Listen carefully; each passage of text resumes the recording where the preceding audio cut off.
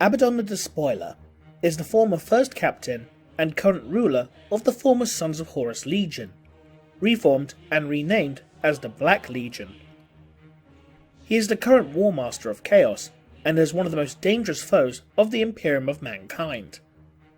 His actions include the near conquest of the Gothic sector during the Gothic War, and more recently, destroying the strategically important world of Cadia during the 13th Black Crusade.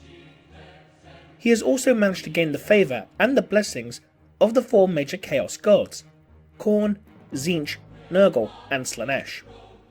Abaddon gained the favour of Khorne by fighting the demonic champions of the demon Primarch Angron on the world of Gorswirl. He gained the blessing of Tzeentch in exchange for an artifact known as the Eye of Night, a multifaceted obsidian crystal of unknown origin. He earned the favour of Nurgle in exchange for the artifact known as the Hand of Darkness, which the demon Primarch Mortarion sought in order to develop the pandemic known as the Zombie Plague.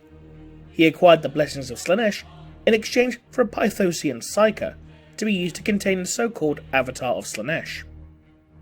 In addition to the favours of the Ruinous Powers, Abaddon learnt the art of demonancy from the demon Primarch Lorgar, and was given access to the hellish half-demon half-machine constructs known as Demon Engines by the demon Primarch Perturabo.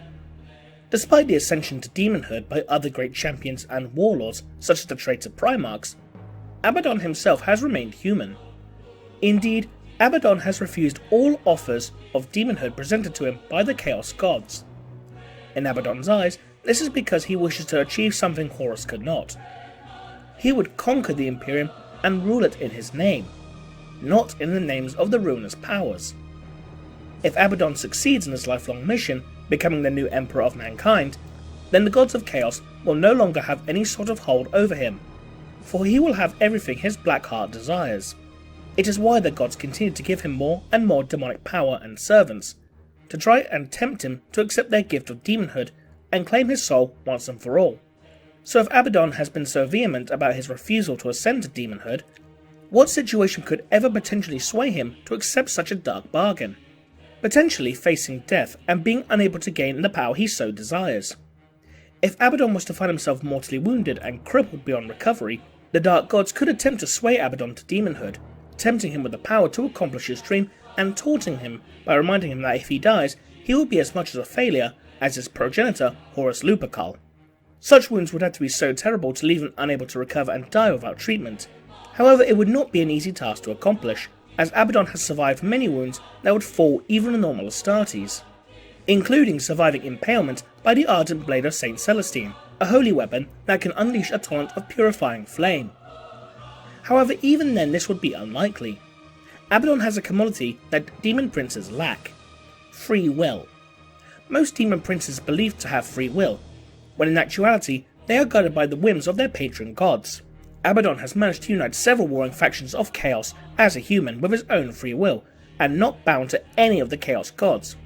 Even Horus during the Horus Heresy allowed himself to be used by the Ruinous Powers, something Abaddon has never allowed himself to let happen to him. Indeed, Abaddon sums up Horus's reign as Warmaster with his infamous quote, "Horus was weak. Horus was a fool." Ultimately, Horus was a pawn in the great game of the Chaos Gods. Abaddon in that regard is nobody's pawn, for he is stubborn with his independence. However, if Abaddon himself dies, then he may not even have a choice in the matter of becoming a demon. Demons are created in a number of ways. While most are generally formed from portions of a Chaos God's own being, some are grown differently. For example, Plague-bearer demons are created whenever a mortal dies from the disease known as Nurgle's Rot. Those who resist the disease longer before ultimately succumbing create an even more powerful demon known as a Herald of Nurgle. It was also speculated for a while that demonettes were created from the tormented souls of long-dead Eldar, as the demonettes themselves, in some older depictions, bore a very elf-like appearance, a notable trait of the Eldar, especially given their link to Slaanesh herself. But these are just lesser demons, not sentient demon princes. Has there ever been an instance of a Chaos champion dying and then becoming a demon prince afterwards? Surprisingly, yes. There is the case of the Word-bearer's Dark Apostle, Malok Cartho. During the Horus Heresy, he was part of the forces that assaulted the Ultramarine-controlled world of Calth as part of the Word-Bearer's assault against the realm of Ultramar.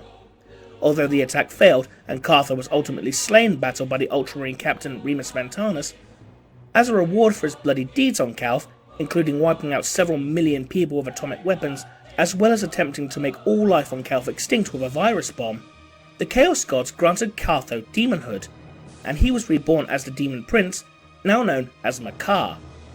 Since the Chaos Gods have shown that Daemonhood can be given to the dead, then ultimately, Abaddon himself may not have a choice in the matter as he currently believes.